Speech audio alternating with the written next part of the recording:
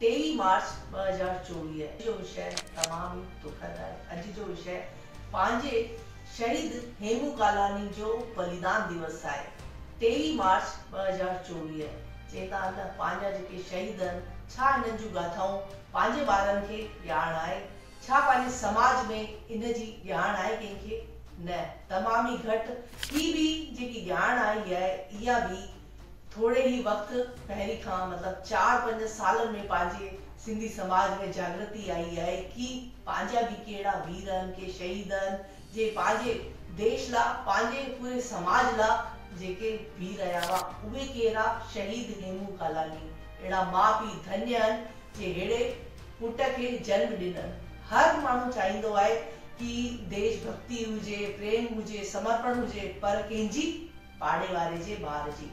हर मानू चाहिंदो है कि भर्ती थे हिते वने डॉक्टर थे ही थे, पर हर मानू चाहिंदो है कि हेड़े में इनकलाब जिंदाबाद जा नारा मुझे पुट न लगाए, मुझी गद्दी संभाले, मुझी दुकान संभाले, पर न।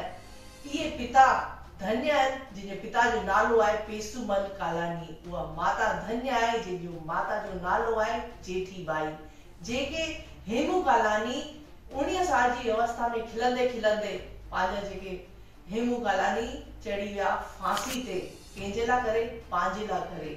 19 साल की अवस्था में जेॾीमहिल बारूद ऐं वही पे उनजी ट्रेन भरियल त उन छा कयई पंहिंजे दोस्तनि खे भी बचाव करे ऐं खुद पकड़जी विया, अंग्रेजन जे हथे चढ़ी विया, पर तै भी खिलंदे खिलंदे पंहिंजी बलिदानी ॾेई रखियनि, पंहिंजे पाण जो बलिदान ॾेई रखियनि कि मुंहिंजो देश आज़ाद रहे, मुंहिंजो देश आबाद रहे, त छो न पंहिंजे ॿारनि खे पंहिंजे परिवार में इन जूं गाथाऊं अहिड़े वीरनि जूं पाण उन्हनि खे ॿुधायूं। अहिड़े वीरनि खे नमन आहे, अहिड़े वीरनि खे नमन आहे कि अहिड़ी माता पिता खे नमन आहे।